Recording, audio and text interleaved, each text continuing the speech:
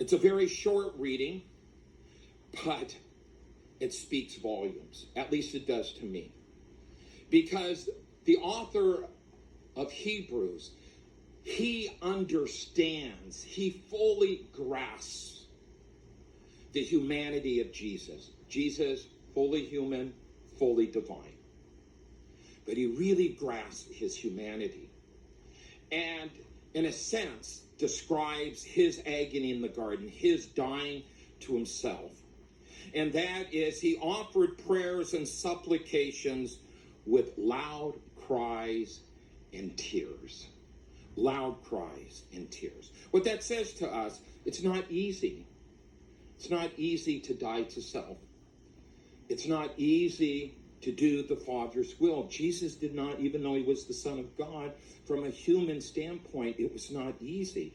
Matter of fact is, there would have been no virtue in Jesus' obedience to the Father if it had come easily and without cost.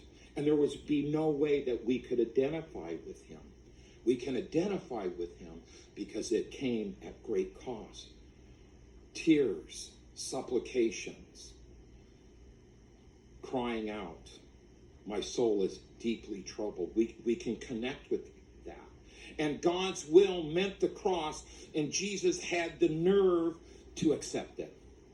And that's how he gave glory to the Father. And do we have the nerve to do the plowing that we need to do in our own life?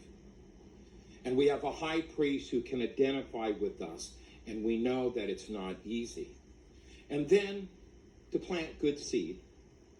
What good seed do we need to plant in our life? What good seed do we need to plant in our parish life?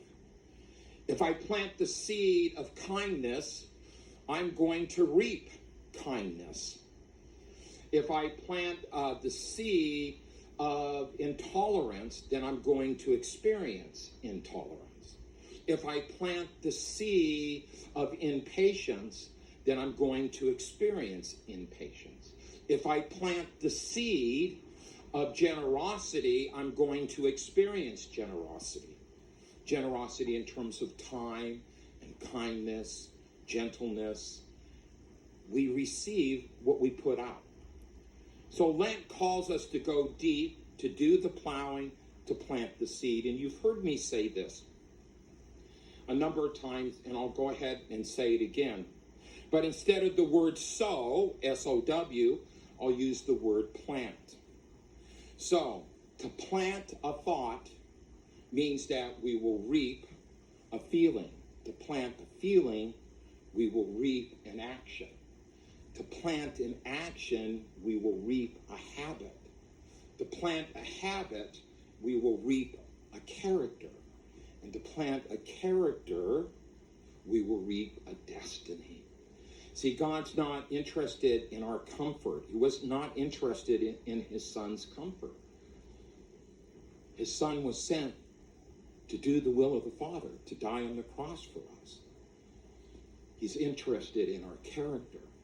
And so, once again, a seed has no power until it is planted. So as we reflect on our lives, as we begin to come towards the end of Lent, what good seed do we want to plant in our own life? And here's the good news.